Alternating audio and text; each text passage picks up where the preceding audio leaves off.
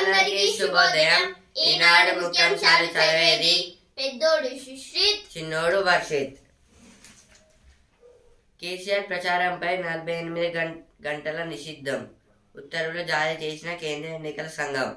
Mahabubabad bus యాత్రలో అందజేసిన అధికారులు. నేడు జమ్మికుంటలో భారత అధినేత బస్సు యాత్ర రోడ్ షో రద్దు.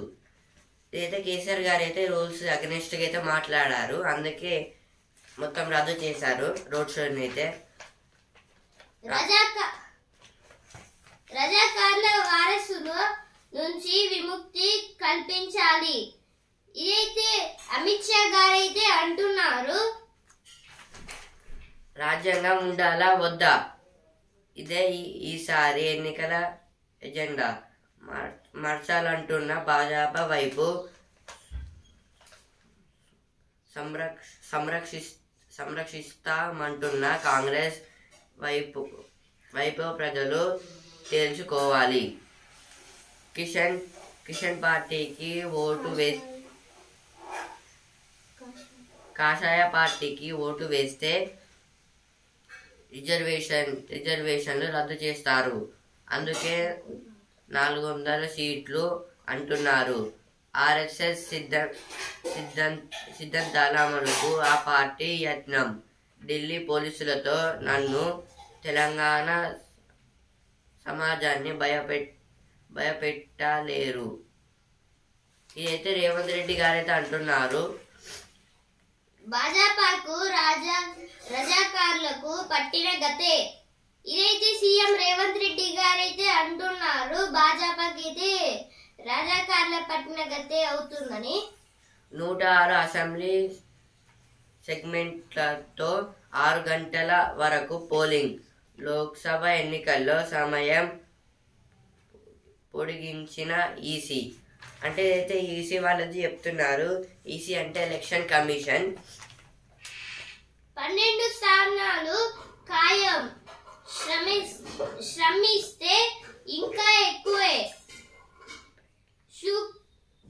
సూక్ష్మ ప్రణాళికతో ముందుకు సాగండి. భాజపా ముఖ్య నేతలతో అమిత్ షా. ఇదైతే అమిత్ షా గారైతే అంటున్నారు 12 స్థానాలు అయితే వచ్చాయంట, కానీ ఇంకా శ్రమ అయితే ఇంకా ఎక్కువనే వస్తాయి, ఆ 12 సీట్ల కన్నా ఎక్కువ అని అయితే అంటున్నారు. నేడు మండలి పట్టభద్రుల నోటిఫికేషన్, నామినేషన్ స్వీకరణ ప్రారంభం. ఈ నెల 27న పోలింగ్.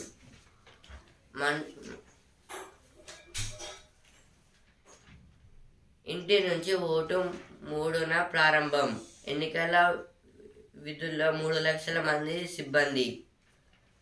35,809 పోలింగ్ కేంద్రాల ఏర్పాటు. ఇదైతే ముసలి వాళ్ళు అయితే ఉంటారు కంట, అంటే 50 ఇయర్స్ కన్నా ఎక్కువ ఉన్న వాళ్ళని అయితే ఇంటి నుంచి అయితే ఓటింగ్ అయితే వేపిస్తారంట, థర్డ్ నుంచి అయితే. రాజ్యాంగం ఉండాలా వద్దా, ఇదైతే రేవంత్ రెడ్డి గారైతే అంటున్నారు. జస్టిస్ వెంకటాచార్య కమిషన్ పై మోదీ అభిప్రాయం చెప్పాలి. రాజ్యాంగంలో మార్పుల కోసం వేసిన జస్టిస్ వెంకటాచలయ్య కమిషన్ పై ప్రధాని మోదీ, హోంమంత్రి అమిత్ షా సమాధానం చెప్పాలి. ఆ కమిషన్ నిర్ణయాన్ని తప్పు పడుతున్నారా, సమర్థిస్తున్నారా, నివేదికపై అభిప్రాయాన్ని దేశ ప్రజలకు ఎందుకు చెప్పడం లేదు. రాజ్యాంగం రానున్న రోజుల్లో మారనుందని 2017లో అప్పటి కేంద్ర మంత్రి అనంత్ కుమార్ హెగ్డే చెప్పారు. ఇదైతే రాజ్యాంగంలో అయితే చిన్న అంటే ఇప్పుడు అప్పుడైతే 10 స్టేట్స్ ఉండేవి ఇండియాలో అయితే, కానీ ఇప్పుడు 28 స్టేట్స్ అయినాయి కదా. అందుకు ఈ జస్టిస్ వెంకటాచలయ్య కమిషన్ అయితే పెట్టారు. ఎందుకంటే ఇప్పుడు కాన్స్టిట్యూషన్ లో ఏదైతే 2000 లో పెట్టారు ఈ వెంకటాచలయ్య జస్టిస్ వెంకటాచలయ్య కమిషన్ అయితే ఇదైతే కొన్ని మార్పులు అంటే ఇప్పుడు ఇండియన్ కాన్స్టిట్యూషన్ లో కొన్ని మార్పులు అంటే కొన్ని చేంజ్ చేయాలి కదా. అప్పుడు మన ఇండియా కాన్స్టిట్యూషన్ రాసేటప్పుడు అయితే మనకి 10 స్టేట్స్ ఉన్నాయి. అప్పటికి తెలంగాణ రాలేదు. తెలంగాణ వచ్చినాక కూడా చేంజ్ చేయాలి, అప్పుడు కూడా చేంజ్ చేయలేదు. ఇప్పుడు మళ్ళా మొత్తం ఇప్పుడు 28 స్టేట్స్ అయితే అయ్యాయి. చేంజ్ ఈ కాన్స్టిట్యూషన్ లో అయితే చేంజ్ చేయాలి 10 స్టేట్స్ అని రాస్తుంది అని అయితే జస్టిస్ వెంకటాచలయ్య కమిషన్ అయితే పెట్టారు. దీని వల్లనైతే అమెండ్మెంట్ అయితే చేయొచ్చు. అంటే ఈ కాన్స్టిట్యూషన్ లో ఉన్న దాన్ని మనము ఆ వెంకటాచలయ్య కమిషన్ వాళ్ళైతే కట్ చేస్తారు. అలాగే దాని దగ్గర కావాల్సిన ఇంకో దాన్ని రాస్తారు. ఇలా అయితే చేయడం వల్ల దేశానికి అయితే అభివృద్ధి అయితే చెందుతూ ఉంటుంది. రిజర్వేషన్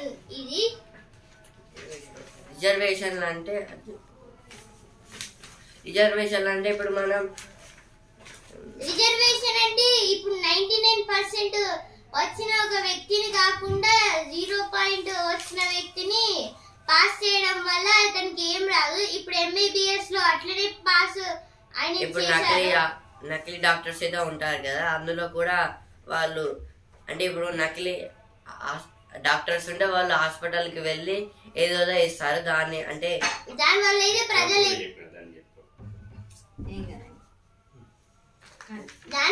ప్రజలైతే చనిపోతారు. ఇందువలన దేశానికి అయితే నష్టం అయితే జరుగుతూ ఉంటుంది. రిజర్వేషన్ అంటే క్యాస్ట్ బేస్డ్ రిజర్వేషన్. అయితే ఇప్పుడు ST SC వాళ్ళకైతే కులము రిజర్వేషన్. ఇదైతే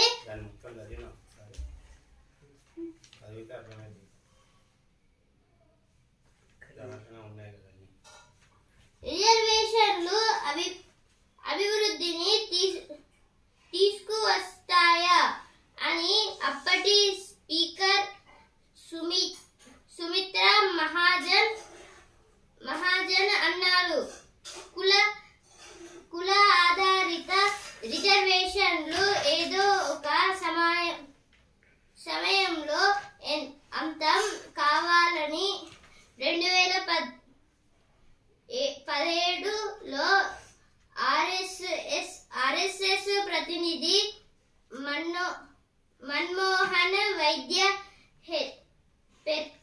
పేర్కొన్నారు. అంటే RSS భాజపాలకు సంబంధించిన వారంతా రిజర్వేషన్లు రద్దు చేసేందుకు ప్రణాళికాబద్ధంగా ముందుకు వెళ్తున్నారు.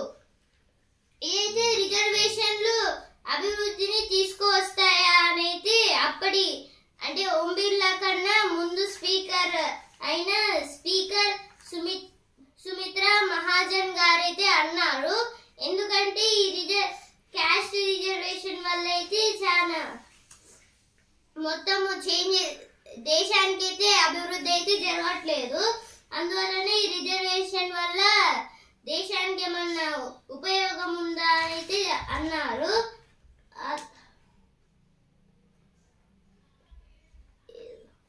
ఇది ఫస్ట్ అంబేద్కర్ గారైతే 10 సంవత్సరాలకి ఒక ఈ స్కీమ్ అనేది పెట్టారు. కానీ ఈ గ్రామాలలో ఉన్న పిల్లలైతే అభివృద్ధి అంటే పూర్ పీపుల్ లానే ఉన్నారు అనైతే అంబేద్కర్ గారైతే పూర్ పీపుల్ ని చాలా హైట్ అంటే రిచ్ పీపుల్ తో సమానంగా చేయాలని అయితే అనుకున్నారు. అందుకు 10 సంవత్సరాలు పెడితే అభివృద్ధి చెందుతారని అయితే అనుకుని 10 సంవత్సరాల దాకా అయితే పెట్టారు. కానీ దాన్ని కాలేదు. ఆ గ్రామ పూర్ పీపుల్స్ అయితే ఎక్కువ అభివృద్ధి కాలేదు, కొంచెం అభివృద్ధి అయ్యారు. కానీ ఆ 10 సంవత్సరాలు అన్నారు కదా, దాన్ని ఇంకా తీయలేదు. వాటిని అయితే ఇంకా ఇప్పటిదాకైతే ఆ స్కీమ్ అయితే నడుస్తూనే ఉంది. దీనికైతే రేవంత్ రెడ్డి గారు అయితే ఇదైతే చేయొచ్చా అని అయితే అంటున్నారు. మండుటెండలు మరింతగా. నల్గొండ జిల్లాలో అత్యధికంగా 46.6 డిగ్రీల ఉష్ణోగ్రత. 10 జిల్లాల్లోని 20 మండలాల్లో 46 డిగ్రీల పైనే. వడదెబ్బలతో 7 మృత్యువాత. ఇవైతే ఇంకా మండుటెండలు అయితే ఇంకా చాలా పెరుగుతున్నాయంట. ఇప్పుడు 46.6 డిగ్రీస్ అయితే అప్పటికన్నా ఇప్పుడైతే కొంచెం చాలా అయితే పెరిగింది. అప్పుడు 45 ఉండేది డిగ్రీస్, ఇప్పుడు 46.6 అయితే వచ్చింది డిగ్రీస్. ఉష్ణోగ్రతలు కూడా పెరుగుతున్నాయంట. ఇప్పుడు 10 జిల్లాల్లో 20 మండలాల్లో 46 డిగ్రీల పైనే ఉందంట. ఇప్పుడు ఎండలు అయితే తగ్గేది అన్నట్టయితే చాలా అయితే పెరుగుతూనే ఉన్నాయి, తగ్గట్లేదు. అయోధ్య రాముని సేవలో రాష్ట్రపతి. ఇదైతే అయోధ్య బాలరాముడి దగ్గరికి అయితే రాష్ట్రపతి గారైతే వెళ్ళారు, ద్రౌపది ముర్ము గారు. అక్కడికైతే వెళ్ళి దేవుణ్ణి అయితే దర్శనం చేసుకొని అక్కడ సేవలైతే చేసుకున్నారు. అక్కడ బాలరాముణ్ణి మొక్కుకొని అలాగే ప్రసాదాలని పంచి ఎవరైతే అయోధ్యకి అయితే వెళ్ళారో వాళ్ళకి ప్రసాదాలు పంచి ఆ తర్వాత ద్రౌపది ముర్ము గారైతే వెళ్ళారు.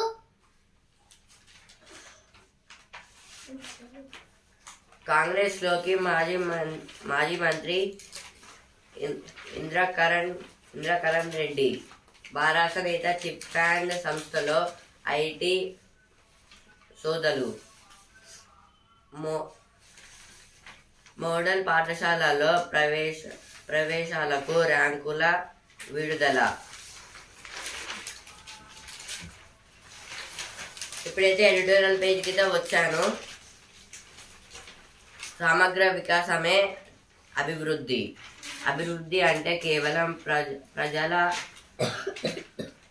ఆదాయంలో పెరుగుదల మాత్రమేనా? ఒక సమాజం, ఒక వర్గం, ఒక దేశం, అందులోని ప్రజల సమగ్ర వికాసమే అభివృద్ధి. ప్రజల జీవన స్థితిగతుల్లో దీర్ఘకాలిక మార్పులు చోటు చేసుకోవడమే సరైన పురోగతి. ఈ దిశగా వేగంగా అడుగులు పడాలి. ఇదైతే మన దేశ అభివృద్ధి గురించి అయితే ఇచ్చారు. ఓన్లీ దేశ అభివృద్ధి అంటే ప్రజలు ఇంకా డెవలపింగ్ కాదు, ఇంకా చాలా టైప్స్. ఒక సమాజం, ఒక వర్గం, ఒక దేశం, దీన్ని అభివృద్ధి అంటారు. భారత్ 2027 నాటికి ప్రపంచంలో 3వ అతిపెద్ద ఆర్థిక వ్యవస్థగా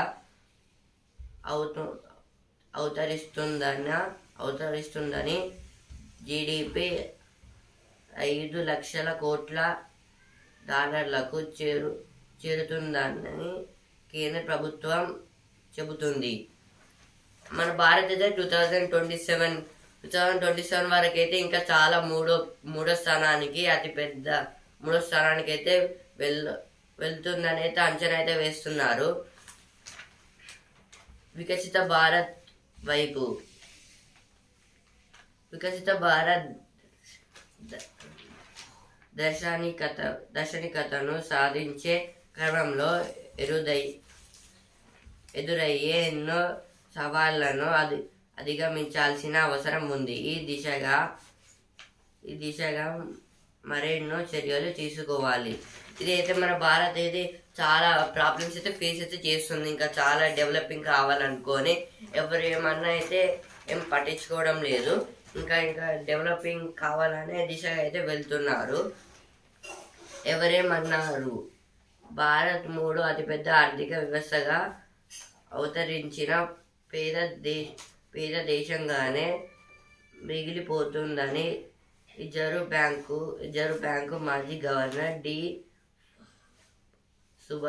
సుబ్బారావు ఇటీవల అభిప్రాయం చెప్పారు. మాజీ గవర్నర్ రిజర్వ్ బ్యాంక్ మాజీ గవర్నర్ సుబ్బారావు గారైతే అంటున్నారు, మన దేశం ఇంకా 3వ స్థానానికి వచ్చినా కూడా ఇంకా పేదలు ఇంకా డెవలప్ కావడం లేదు, ఇంకా పేద దేశంగానే అయితే నిలిచిపోతుంది. దీనివల్ల అయితే మన దేశం పైకి వెళ్ళడం లేదు, కిందికి రావడం లేదు, ఇంకా మిడిల్ పాయింట్లోనే ఉంది. మన దేశంలో అయితే పేదవాళ్ళు అయితే చాలా మంది ఉన్నారు. వీళ్ళ గురించి అయితే ఎక్కువ తీసుకోవడం జరుగుతుంది. ప్రభుత్వం ఖాళీల భర్తీకి కట్టుబడాల్సిందే. దేశ జీడిపిలో వ్యవసాయ రంగం వాటా 1991లో 35% ఉండగా 2023-24 నాటికి 15% పడిపోయింది. వ్యవసాయ రంగం వృద్ధి నిరంతరంగా మండగమనంలో కొనసాగుతోంది. ఇదైతే అగ్రికల్చర్లో వ్యవసాయ రంగం అంటే అగ్రికల్చర్లో అయితే మన భారత్ 1991లో 35% అయితే ఉండేది. ఇప్పుడు మళ్ళీ 2023-2024కి వచ్చే వరకు అయితే 15% అయితే పడిపోయింది. ఎందుకంటే అప్పుడైతే పేదవాళ్ళు అయితే ఆకలి అంటే మనీ కోసం అయితే చాలా కష్టపడేవాళ్ళు. అంటే అప్పుడు ఇంకా మనకి ఇంత డెవలపింగ్ లేదన్నమాట. ఇంకా అగ్రికల్చర్ చేసుకునే వాళ్ళు అప్పట్లో అయితే 1919 అప్పట్లో అయితే పేదవాళ్ళు ఇంకా చాలా విలేజ్ పీపుల్స్ అయితే చాలా వాళ్ళైతే వ్యవసాయం చేసేవాళ్ళు. ఇప్పటికి జనరేషన్కి వచ్చే వరకు అయితే వాళ్ళందరూ మొత్తం మారిపోయి జాబ్ల కోసం అయితే చిన్న చిన్న సెక్యూరిటీ హైదరాబాద్కి అట్లా వెళ్ళి అలా అయితే చూసుకుంటున్నారు. దీనివల్ల అయితే మొత్తం వ్యవసాయ రంగంలో అయితే తగ్గిపోయింది. 35% నుంచి అయితే 15%కి అయితే వెళ్ళిపోయింది. సుస్థిరత సాగు పద్ధతుల్ని ప్రోత్సహించేందుకు సుస్థిరత సాగు అంటే సస్టైనబుల్ అగ్రికల్చర్ని అయితే ఇంకా ప్రోత్సహించాలంటున్నారు. జనాభా ప్రయోజనాలు మన దేశంలో పేదలు కాని వారిలో 40 కోట్ల మందికి ఆరోగ్యానికి సంబంధించిన ఎలాంటి ఆర్థిక రక్షణ లేదు. ఆరోగ్య సేవలు పొందడానికి భారతీయులు తమ జేబుల్లో నుంచి భారీగా ఖర్చు చేయాల్సి వస్తుంది. ఇలాంటి పరిస్థితుల్లో సార్వత్రిక ఆరోగ్య రక్షణ చౌకదారులకే నాణ్యతమైన వైద్య సేవలు అందించాలనే లక్ష్యాల సాధన దిశగా మరింత వేగంగా అడుగులు వేయాల్సిన అవసరం ఉంది. మన దేశంలో అయితే దీనికి కారణం అంటే ఇంకా డెవలప్ అయ్యే కారణం ఎందుకుందంటే ఇప్పుడు మన దేశంలో పూర్ పీపుల్స్ అంటే పేదవాళ్ళు అయితే ఆరోగ్యానికి అంటే వాళ్ళకి ఫుడ్ దొరకక అయితే బాడీ పెయిన్స్ ఇంకా ఆకలితో చనిపోతున్నారు. దీని వాళ్ళకైతే మొత్తం ఆరోగ్యం అయితే క్షీణిస్తుంది. దీనికి వాళ్ళు ఇప్పుడు హాస్పిటల్కి వెళ్తే చాలా ఖర్చు అవుతుంది. వాళ్ళ జేబుల్లో ఇంకా అంటే వాళ్ళైతే చాలా ఖర్చు పెట్టాలి, కానీ అంత మనీ కూడా అంటే వాళ్ళకి లేదు. దీనివల్ల కూడా అంటే వాళ్ళకి ఇంకా డెవలపింగ్ కూడా అవుతలేదు. దేశంలోని రాజకీయ పార్టీలు ఈ అంశాలని ఎప్పటికప్పుడు దాటవేస్తూ సాగుతున్నాయి. యువజనానికి సంబంధించిన జనాభా పరమైన సానుకూల ప్రయోజనాల్ని సరిగ్గా ఉపయోగించుకోవాలి. అప్పుడే మన దేశంలో 2047 నాటికి అభివృద్ధి చెందిన దేశంగా అవతరించే దిశగా వడివడిగా అడుగులు వేయగలడు.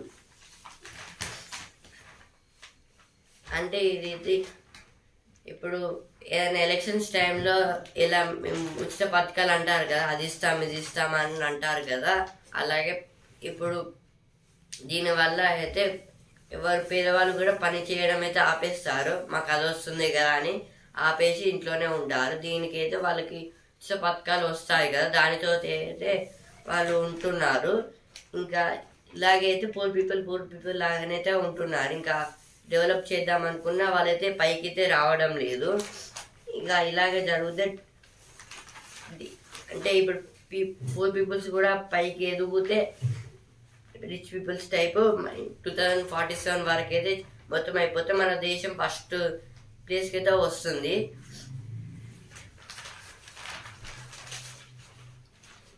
రిజర్వేషన్లు తొలగిస్తే దేశ సమగ్రతకు దెబ్బ. మంత్రి తుమ్మల ఇదైతే మంత్రి తుమ్మల గారైతే అంటున్నారు, రిజర్వేషన్ తొలగిస్తే దేశ సమగ్రత దెబ్బే అని. వంకర మాటల నయవంచన.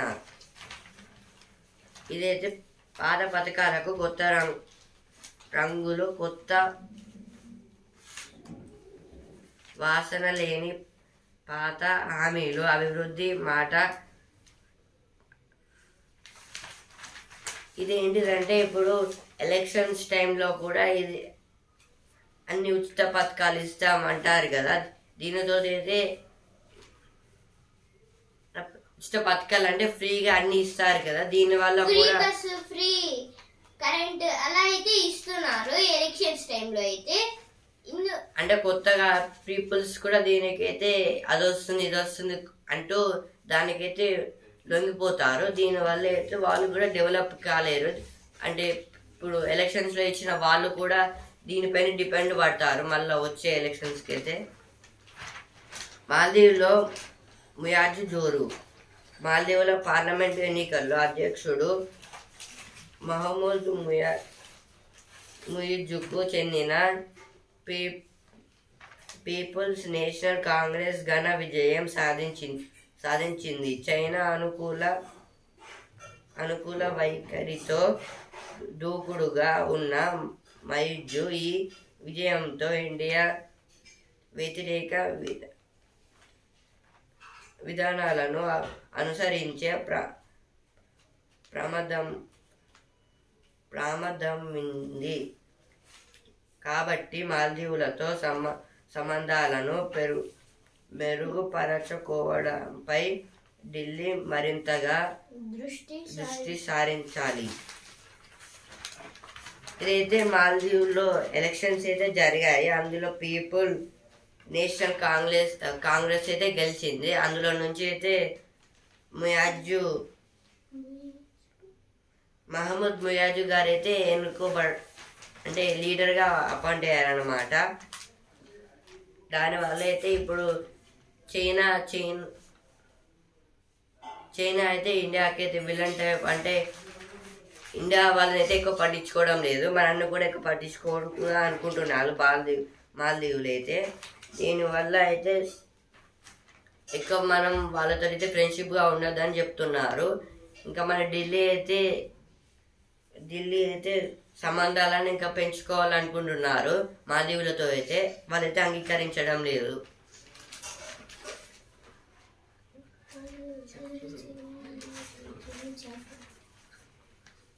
మాదక మహా విపత్తు. దేశీయంగా మాదక మహమ్మారి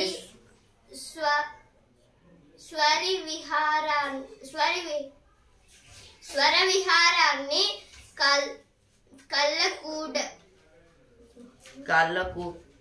కాళ్ళకు గట్టుతూ భారతవాణి పశ్చిమ తీరానికి మత్తు పదార్థాలు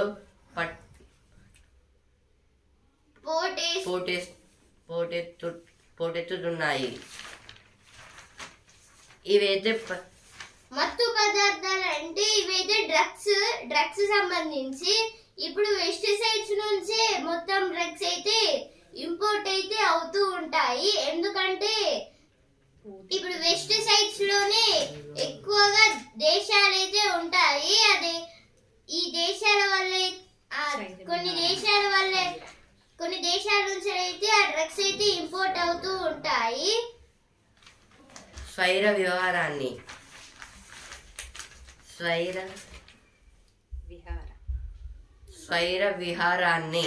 అంటే ఇదంటే ఏంటిదంటే స్వైర అంటే హద్దు లేకుండా అంటే ఎవరు ఏమనక హద్దు లేకుండా మొత్తం అన్ని చేస్తున్నారంట. అంటే ఈ డ్రగ్స్ అయితే ఇంకా చాలా అయితే మొత్తం పశ్చిమ తీరానికంటే వెస్ట్ కోస్ట్ ఏరియాలో అయితే చాలా అక్కడ నుంచి అయితే చాలా ఇంపోర్ట్స్ అయితే అంటే మొత్తం ప్రొడ్యూసింగ్ అయితే జరుగుతున్నాయి. విహారయాత్ర అంటే మొత్తము తిరిగి రావడము, కానీ ఇప్పుడు స్వైర విహార యాత్ర అంటే మనకు హద్దు లేకుండా విచ్చల వీడిగా వెస్ట్ సైడ్ ఎందుకంటే వెస్ట్ సైడ్స్ అన్ని కంట్రీస్ ఉంటాయి. ఇది ఇంకా కోస్టల్ ఏరియా కాబట్టి ఇందులో ఇక్కడ నుంచి అయితే ప్రతి కంట్రీ నుంచి అయితే ఇదైతే చాలా మొత్తం ప్రొడ్యూస్ అయితే అవుతుంది. అంటే అరేబియన్ సీ నుంచి మొత్తం ఇంపోర్ట్ జరుగుతూ ఉంటుంది. ఇక్కడ గుజరాత్ ఇంకా ఈ వెస్ట్ స్టేట్స్ అయితే ఉంటాయి కదా, అక్కడ నుంచి అక్కడికైతే అన్ని డ్రగ్స్ అయితే ఇంపోర్ట్ అయితే అంటే ప్రొడ్యూస్ అయితే అవుతున్నాయి. 480 కోట్ల విలువైన మాదక ద్రవ్యాలను అధికారులు స్వాధీనం చేసుకున్నారు. 480 crores విలువైన డ్రగ్స్ అయితే వాళ్ళైతే మొత్తం ఇంపోర్ట్ అయితే చేస్తుంటే పట్టుకున్నారు. కొన్ని స్టేట్స్ కి అయితే ఇంపోర్ట్ చేస్తుంటే కొందరు డ్యూటీ చేసుకున్న అంటే బయట డ్యూటీ చేసుకుంటున్న వాళ్ళు పోలీస్ కావచ్చు, కోస్ట్ గార్డ్స్ వాళ్ళైతే వాటిని అయితే పట్టుకున్నారు. కస్టమ్స్ ఆఫీసర్స్ అయితే వాళ్ళైతే పట్టుకున్నారు. కస్టమ్స్ ఆఫీసర్స్ అంటే వాళ్ళైతే మొత్తం అన్ని చెకింగ్ అయితే చేస్తారు. అందులో 480 crores విలువైన డ్రగ్స్ అయితే దొరికాయంట. ఇప్పుడు సినిమాలలో చూస్తాం కదా, అంటే బ్యాగ్స్ ని ఒక ప్లేస్ లో పెడితే ఒక ట్రాలీ లాంటిది తీసుకెళ్తూ ఉంటుంది. అలాగే ఒక పెద్ద బాక్స్ లోకి వెళ్ళిన తర్వాత పక్కన కొందరు ఎయిర్పోర్ట్ లో పోలీస్ వాళ్ళు ఎక్కువ ఉంటారు. వాళ్ళైతే ఒక స్క్రీన్ లో అయితే ఏమేమి ఉన్నాయో చూస్తారు కదా, సినిమాలలో చూస్తాము.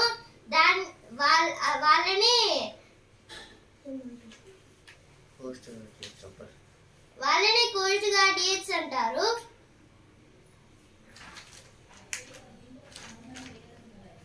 పాకిస్తాన్ లోని గ్వాడర్ ఔడరేవు నుంచి గుజరాత్ మీదుగా ఢిల్లీ పంజాబ్లకు ఆ మత్తు పదార్థాలను చేరవేస్తున్నట్లుగా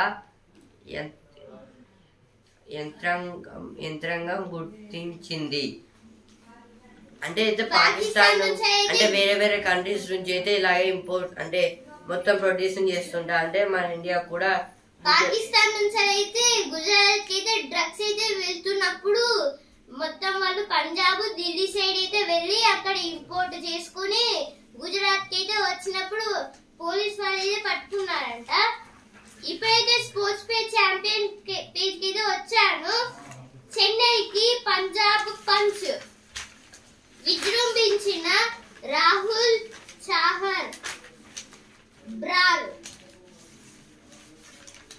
ఇదైతే రాహుల్ చాహర్ గారు అయితే 2 వికెట్లు తీసి 16 రన్లు అయితే ఇచ్చారు. బెయిర్ స్టో గారైతే 46 రన్స్ అయితే తీశారు. హర్ప్రీత్ బ్రార్ గారైతే 2 వికెట్లు తీసి 17 రన్లు అయితే ఇచ్చారు. పోరాడి ఓడిన భారత్. ఇదైతే బ్యాడ్మింటన్ చైనాలో అయితే జరిగిన బ్యాడ్మింటన్ లో అయితే థామస్ కప్ బ్యాడ్మింటన్ లో అయితే భారత్ అయితే ఓడిపోయిందంట. ఇప్పుడైతే వసుంధర పేజీకి అయితే వచ్చాను. రక్షణ దళంలో డాక్టర్ అమ్మలు. రక్షణ దళంలో డాక్టర్ అమ్మలు అంటే నేవీ ఆర్మీలో అయితే డాక్టర్ చేసిన వాళ్ళైతే చేరాలంట. దాన్నే డాక్టర్ అమ్మాలని ఇచ్చారు. అక్కడ గడ్డ కట్టుకో పోయా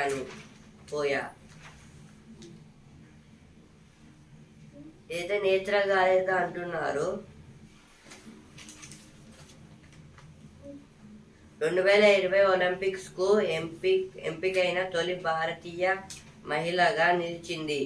తాజాగా 2024 పారిస్ సమ్మర్ ఒలింపిక్స్ కు అర్హత సాధించిన 26 ఏళ్ల నేత్ర కుమనన్ను వసుంధర పలకరించింది. అంటే ఇదైతే 2020లో అయితే ఒలింపిక్స్ కి అయితే సెలెక్ట్ అయితే అయింది నేత్ర గారు అయితే. ఇప్పుడు మళ్ళీ 2024లో కూడా సెలెక్ట్ అయితే అయ్యారు. ఇప్పుడైతే సినిమా పేజ్కి అయితే వచ్చాను. తల ఎత్తినవా నువ్వే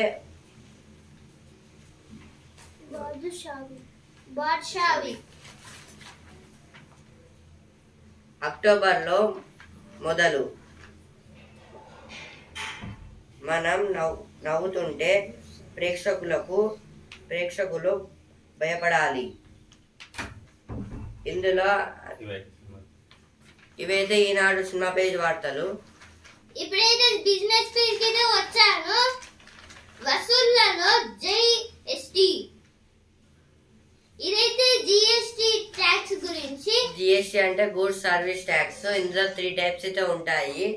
సిజిఎస్టీ అంటే central goods service tax. SGST state goods service tax. IGST అంటే ఇంపోర్ట్ గూడ్స్ సర్వీస్ ట్యాక్స్. అంటే అదైతే వేరే కంట్రీ నుంచైనా కావచ్చు, వేరే స్టేట్ నుంచైనా కావచ్చు, వేరే సిటీ నుంచి కూడా కావచ్చు, వేరే మండలం నుంచి కూడా కావచ్చు. అక్కడ నుంచి అయితే ఇంపోర్ట్స్ అంటే అవుతూ ఉంటాయి. ఈ జిఎస్టీ అయితే తొలిసారి ఫ్రాన్స్ లో అయితే పెట్టారు. అంటే ఫస్ట్ ఫ్రాన్స్ లో పెట్టారు. అక్కడ నుంచి మనం తీసుకున్నాము.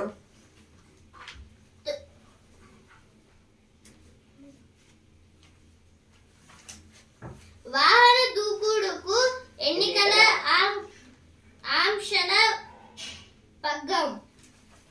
ఇదైతే కార్లు అయితే ఇప్పుడు బాగా సేల్స్ అయితే అవుతున్నాయి. సేల్స్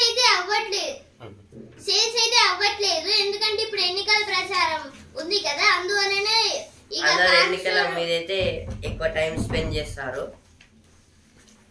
గోద్రేజ్ విభజన షేర్లు బదిలీతోనే ముంబైలోని 3,400 ఎకరాలు జంషెడ్ వర్గానికి. గోద్రేజ్ అనే కంపెనీ అయితే విడిపోయిందన్నమాట. మొత్తం ఫ్యామిలీ మెంబర్స్ అయితే దాన్ని అయితే బిల్లు చేశారు. కానీ ఇప్పుడైతే విభజన అయిపోయింది. జంషెడ్ గోద్రేజ్ గారు అయితే ఫస్ట్ లో ఓనర్ ఎండి గారైతే ఉన్నారు. వాళ్ళ కూతురైన స్మిత కుమారై నైరికా హోల్కర్ వాళ్ళ కోడలు ఈమె వీళ్ళిద్దరైతే విడిపోయి గోద్రేజ్ కంపెనీ అయితే మొత్తము 2 పార్ట్స్ అయితే వాళ్ళు పనిచేసుకున్నారంట. ఈనాడు ముఖ్యాంశాలు ఇంతవరకే. రేపటి ముఖ్యాంశాలతో మళ్ళీ కలుద్దాం. ధన్యవాదాలు.